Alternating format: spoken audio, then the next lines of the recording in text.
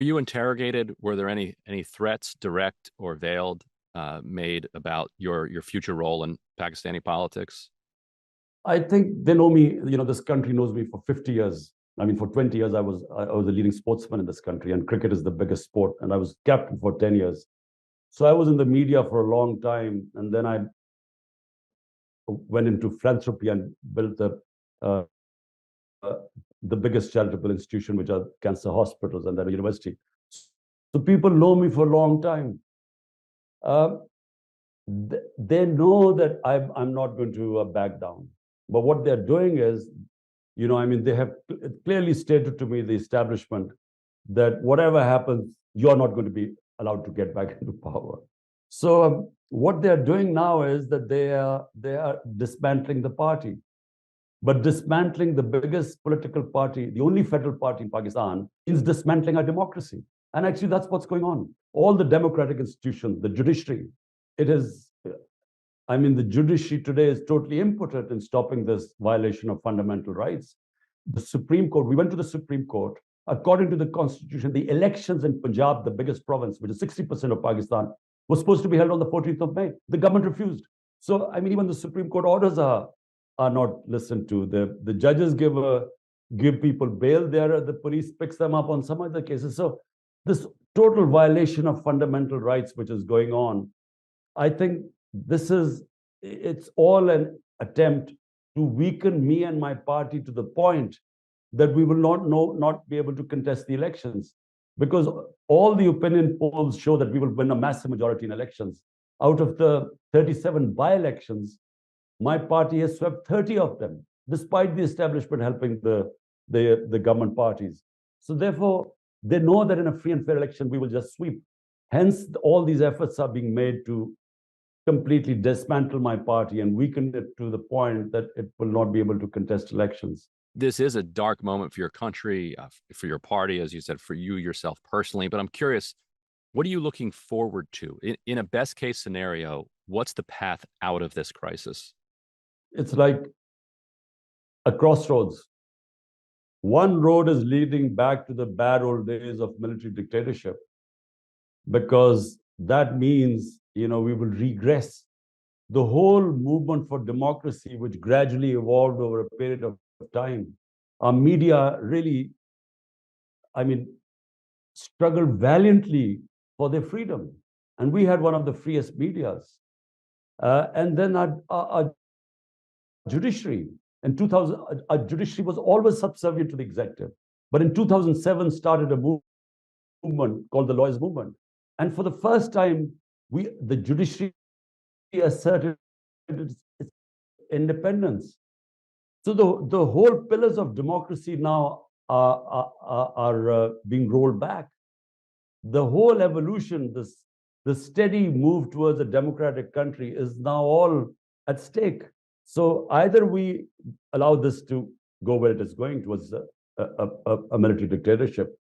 The other is, we all try, and all the democratic forces get together and strive for getting back to rule of law, democracy, and free and fair elections. As you confront this potential long-term military dictatorship, how does it make you think back on your own support of the military in the coup of Pervez Musharraf, or having the military's indirect support in your own election? Do you feel like there was a way to accomplish that without the military, or is Pakistan in a situation that reform is only possible through that institution? Well, just to make a correction, mine is the only party that was never manufactured by the military. People's Party, Zulfikar Ali Bhutto, he served a dictator for 8 years before he formed his party. The second party is PMLN. The head of PMLN was actually nurtured by General Zia's dictatorship. He was a non-entity, so he was actually a product of his military dictatorship. Mine is the only party. For 22 years, from scratch, I started and actually broke through a two-party system. In the 2018 election, the army didn't oppose me, but they didn't help us in winning the elections. The elections weren't rigged, because it should be now obvious. Now, despite the army, the establishment standing behind these government, we've swept 30 out of 37 by-elections. And all opinion polls show that we are way ahead of everyone, almost 60 to 70% rating. And the other thing I want to say is, how is it different? When Ayub Khan, the first military dictator, took over, the majority of the population backed him, because at that time we were very insecure and the army was the bastion of security. When Ziaul Haq deposed Zulfikar Ali Bhutto, the second military dictator, half the population supported him. Half the vote was for Bhutto, but half the vote went against him. When General Musharraf wound up our democracy in 1999, he had 80% rating in Pakistan because he came on an anti-corruption platform. But this is a unique time in Pakistan. Almost the entire country is standing now for democracy. There are no takers for military dictatorship anymore. So it's a unique situation because our thought process has evolved to the point now where there's a consensus in Pakistan that a bad democracy is better than military dictatorship. It feels like the military may see this crisis and this conflict as existential for them, that given what you've said, that the country, the population has now turned against them, if they lose power, they may be pushed off the stage entirely. And so cornered, that may explain some of the reaction that you're seeing. So how do you navigate that situation where they currently have you literally and politically surrounded, but if you escape, they face an existential crisis? When I was in 3.5 years in power, I mean, I recognized that, you can't wish away the military. You have to work with them because they've been entrenched for 70 years. Directly or indirectly, they've ruled this country. So I worked with the army chief. And apart from the fact that he did not understand what rule of law meant or didn't want to understand, apart from that, we sort of, we had a working relationship.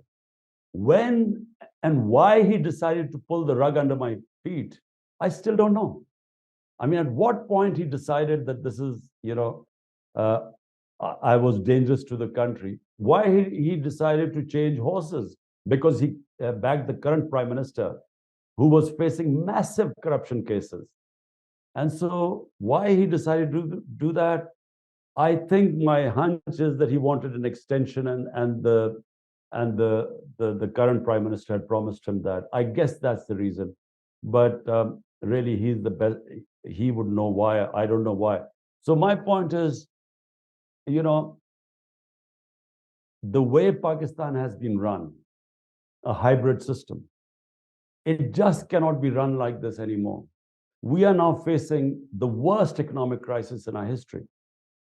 And my point is that, when I've said, I've offered talks to the military, I've said, look, to the army chief, but so far there's no response.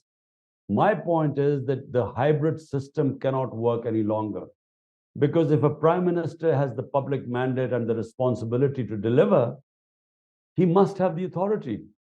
He can't have a situation where he has the responsibility, but the authority, most of the authority lies with the military establishment. So a new equilibrium has to be made. You have to have some sort of an arrangement where, certain issues just have to be delivered in Pakistan. Pakistan cannot do without rule of law now, because we cannot get out of this economic mess unless we attract investment. But investment from abroad does not come to a country where people do not have confidence in their justice system and the legal system and their contract enforcement. And therefore, Pakistani go and invest in Dubai and in other countries, but they don't invest in this country. We have 10 million Pakistanis. If we could only get 5% of them investing in this country, we wouldn't have any problems. But they do not have faith in our justice system. We are out of the 140 countries in the rule of law index, Pakistan is 129th. So with that sort of a lack of rule of law, I'm afraid the country's survival is at stake. So hence, a new equilibrium has to be made with the military establishment. Final question. I know you said that you believe that the driver of your ouster was clearly internal and not driven from outside. But I'm also curious, given that the U.S.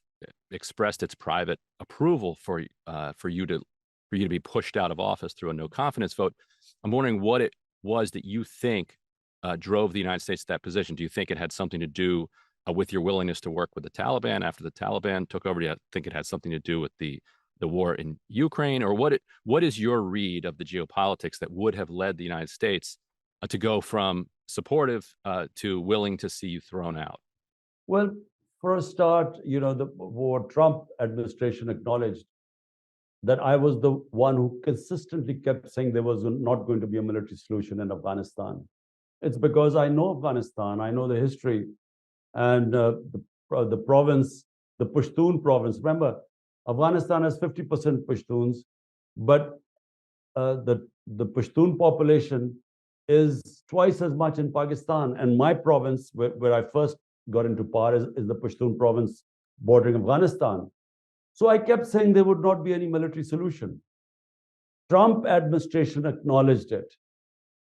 And they finally, when he decided the withdrawal, he understood there was not going to be a military solution. But I think this was taken wrong by the Biden administration. They somehow thought I was critical of the Americans and I was sort of pro-Taliban. It's total nonsense. It's just simply that anyone who knows the history of Afghanistan just knows that they have a problem with outsiders. So the same happened with the British in the 19th century, the Soviets in the 20th century. Exactly the same was happening with the US. But it's just that no one knew that. And so I think that was one reason. Secondly, I was anti the war on terror in Pakistan. Because remember, Pakistan, first of all, in the 80s, created the Mujahideen who were conducting a guerrilla warfare against the Soviets. So it was from Pakistani soil. And we told them that doing jihad means fighting foreign occupation, is your heroes. It is we encouraged it. Now come 10 years later, once the Soviets had left, the US lands in Afghanistan. You're told that this was heroism to fight foreign occupation. How are you going to tell them that now that the Americans are there, it's terrorism? So that's what happened. The moment we joined the US war on terror, they turned against us. 80,000 Pakistanis died in it. I mean, Pakistan, no ally of US has taken such heavy casualties as Pakistan did. And in the end, we couldn't help the US either, because we were trying to save ourselves. There were 40 different militant groups at one point working against the government. Islamabad was like under siege. There were suicide attacks everywhere. We had no investment coming in the country. Well, our economy tanked. So I think my opposition to the war on terror also was perceived as being anti-American, which is not. It's just being nationalistic about your own country. And with Taliban, I mean, when the Taliban took over, frankly, whichever government is in Afghanistan, Pakistan has to have good relationship with them. We have a 2,500 kilometer border with them. We have 3 million Afghan refugees here. And when the Ghani government, before that, I went to Afghanistan, Kabul, to meet him. I invited him to Pakistan. We tried our best to have good relationship with them. So whoever is in power in Afghanistan, Pakistan has to have good relationship, because at one point, during the previous government, there were 3 different terrorist groups using Afghan territory to attack Pakistan. The ISIL, Pakistani Taliban, and the Baloch Liberation Organization. 3 different groups were attacking us. So therefore, you need a government in Afghanistan which would be helpful. So it was not pro-Taliban. It's basically pro-Pakistan, as anyone who cares about his country would make those decisions.